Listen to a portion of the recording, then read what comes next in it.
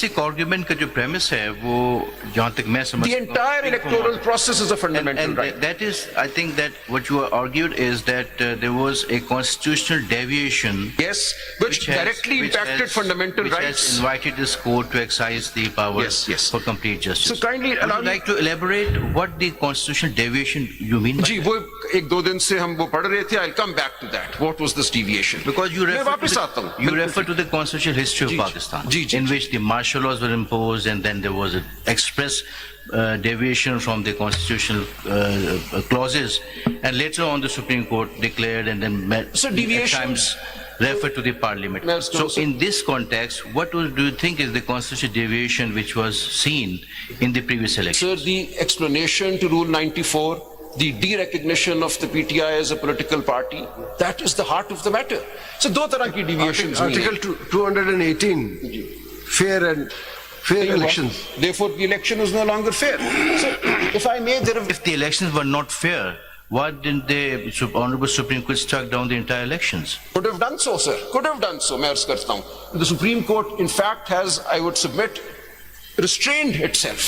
That is the restraint that the Supreme Court has exercised. It could have struck down the whole election, and it has happened in the recent past in other jurisdictions.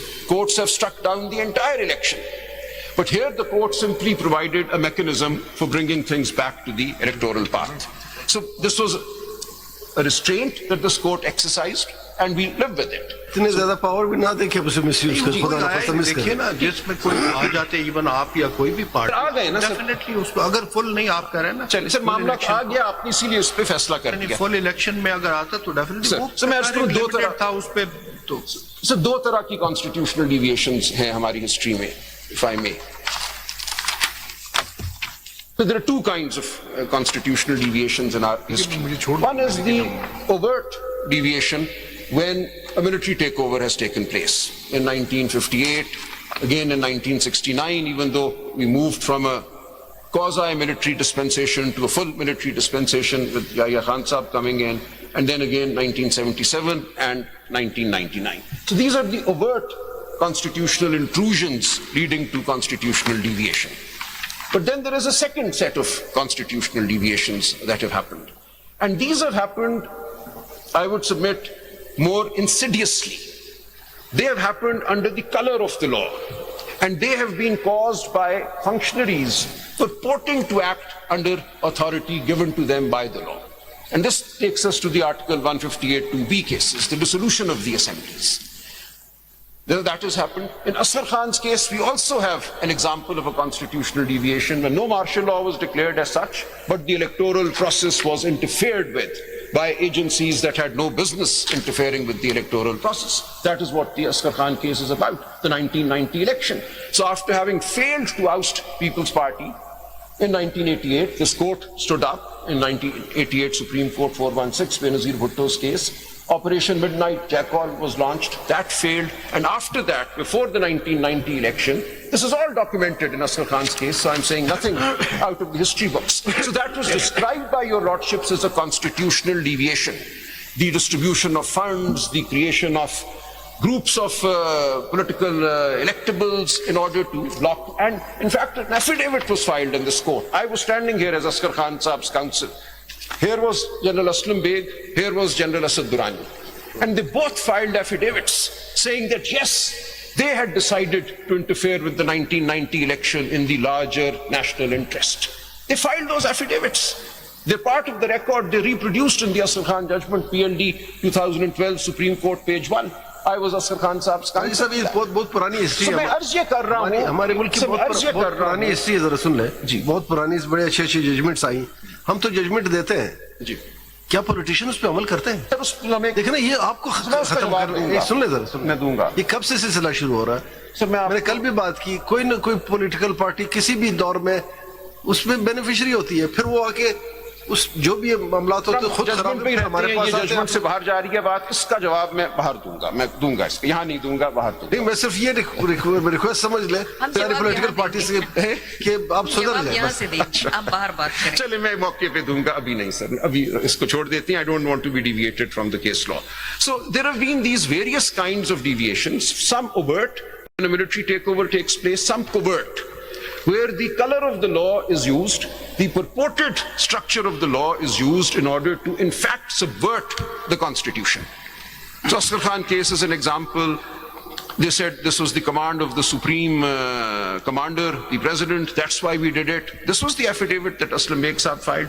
158(2)B judgments, your lordships held in Haji Saifullah's case 89, this was unconstitutional, no grounds for dissolution were made out. Then there is this matter which is before your lordships.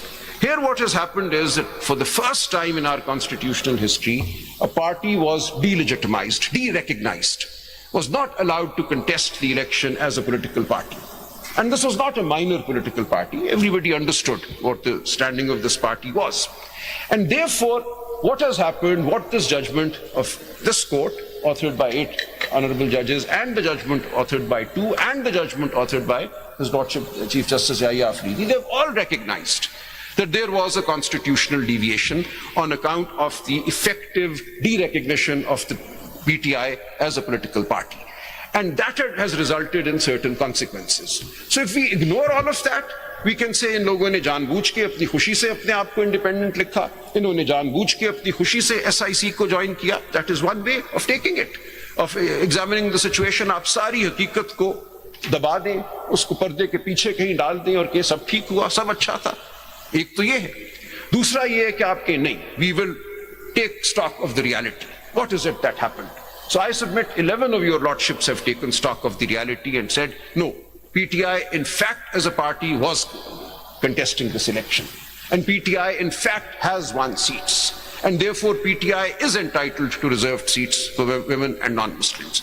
How many? Us pe aapka fark hai. But your lordships have 11 out of 13 have chosen to embrace reality, have chosen to accept the reality and not work on the basis of a fictitious set of facts कि जी बिल्कुल एक ठीक ठाक election था, लोग अपनी मर्जी से इंडिपेंडेंट इलेक्शन लड़े, अपनी मर्जी से उन्होंने SIC को ज्वाइन किया, बस ये तो सब इनकी अपनी गलती है, बाकी सब ठीक ठाक था. That is to take an artificial construction of reality, a construction of reality which comes through in official records. लेकिन हर वो जुल्म जो मुहर्रर की तहरीर में नहीं आता, वो जुल्म होने से खत्म नहीं हो जाता, सर वो जुल्म रहता है. माशरे में जुल्म है, हर जुल्म FIR का मौजू नहीं बनता. So there is this reality, and I'll just come to Wali Khan's case, and after that, where this court is held, we have to take stock, take judicial notice of the reality in the country, what is going on. We can't shut our eyes, otherwise we will not be giving effect to our mandate to enforce fundamental rights in this country. So your lordships have done the correct thing in taking stock of reality. Sometimes judgments are sort of कहने का मकसद है कि article 2A में political justice का जिक्र है और मुल्क में पॉलिटिकल जस्टिस हो रहा है या नहीं हो रही है, आप बताना चाह रहे हैं. बिल्कुल, आपने ये देखना है इसे. पॉलिटिकल जस्टिस है या नहीं? सर मैं आगे बढ़ता हूं. इस नोट में जितनी भी जजमेंट्स का जिक्र है, their landmark, and I would कोशिश करें 11:30 तक खत्म करें तो बेहतर होगा. सर मुश्किल होगा. नहीं सर, 11:30 तो नहीं सर. आपने 2 घंटे तो आज भी सर मैं my Lord's think I am wasting time and not wasting. Sir मुझे कोशिश करने दें. मैं सर 12 तक में कोशिश करता अच्छे वकील का तो ये खासा है ना, 12 सर आप कम से कम टाइम में अपने आपके सवालात. मैंने इसीलिए नोट्स आज बड़े बनाए हैं मुफस्सल. I'll be handing over some notes, but let me just make 2 or 3 points which have to be made by me on my feet. Sir मैं जल्दी से आगे बढ़ता हूँ, इसको छोड़ देते हैं सर. इसी नोट में सिर्फ पेज 3 पे आ जाइए. That's a recent judgment of this court. Adil Khan Bazai, page ये इस नोट का पेज 3. नीचे लिखे हुए